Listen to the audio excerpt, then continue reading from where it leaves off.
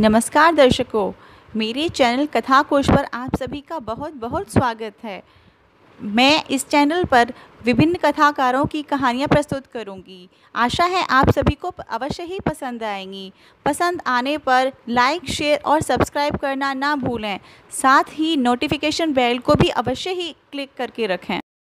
नमस्कार दोस्तों, आज मैं आपके लिए लेकर आई हूँ डॉक्टर संगीता झा की कहानी कंगन। तो चलिए शुरू करते हैं। बचपन से वो कंगन माँ की कलाइयों में देखे थे। रात को मैं और जीजी माँ को ईसा मसीह की तरह क्रूसीफाई करके सोते थे। मेरा सिर माँ के दाहिने हाथ पर और जीजी बाएं हाथ पर सर रखती थी। हम अपनी उंगलियां माँ के कंगन में उलझाकर रखते ताकि माँ हमें छोड़कर जा न सकें।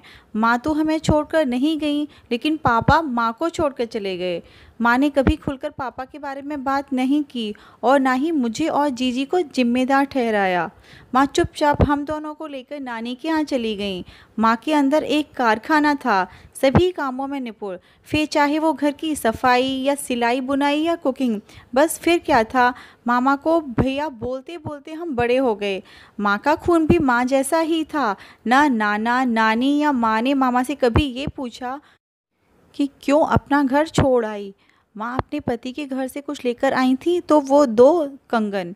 कुछ बदला हमारी ज़िंदगी में जब मामा की शादी हुई और मामी आई और उन्हें हम मेहमान लगने लगे।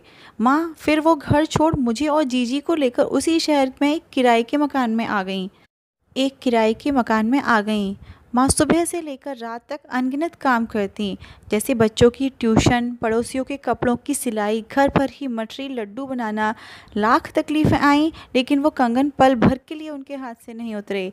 माँ का बोझ हल्का करने के लिए जीजी ने अपने ही सहकर्मी से मंदिर में शादी कर ली।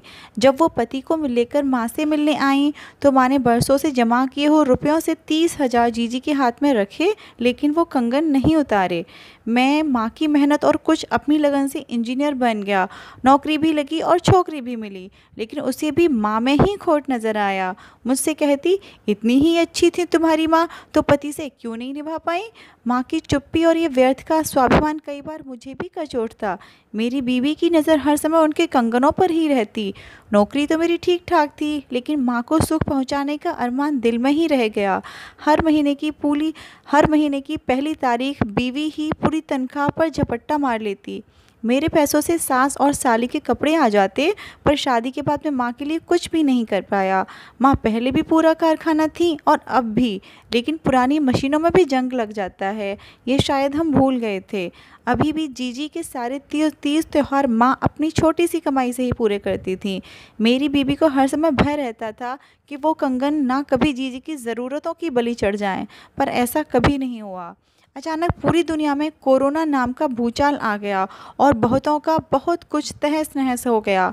माँ के पास ट्यूशन के बच्चे आने बंद हो गए, लोगों ने मटरी लड्डू लेने बंद कर दिए, मेरी तनख्वाह रुक गई। बीबी ने हाहाकार मचाना शुरू कर दिया। माँ को मुझ पर दया आई और उन्होंने बरसों से सहेजे हुए जड़ाऊ कंगन मुझे उतार कर दिए और कहा, जा बेटा, इन्हें गिरवी रखकर घर की ज़रूरतें पूरी कर, बेचना नहीं, बाद में काम करके मैं इन्हें छुड़ा लूँगी। मैं साहूकार ढूंढता, इससे पहले ही बीबी ठीक पुरानी पिक्चर के कन्हैया लाल की तरह लाला बन गई। उसने कंगनों पर झपट्टा मारकर मुझसे छीन लिए और कहा, मेरे पास मेरी माँ के दिए हुए कुछ रुपए हैं, जब चाहिए ले लेना। पता नहीं माँ ने अपनी चुप्पी मुझे विरासत में दी थी। मैं कायर कुछ बोल ही नहीं पाया। माँ एक मधुमक्खी की तरह दिन रात काम में लगी रहीं। साथ ही आशा भी थी कि कंगन छुड़ा लेंगी। कंगन हाथ से उतारने के बाद माँ की सेहत भी गिर रही थी और खाना पीना भी ना के बराबर हो चला था। मुझे भी माँ के हाथ में कंगन की गैर मौजूदगी पागल कर रही थी। इसी बीच राखी का त्यौहार आया और लाला बनी बीबी भूल गई कि घर में माँ मौजूद हैं।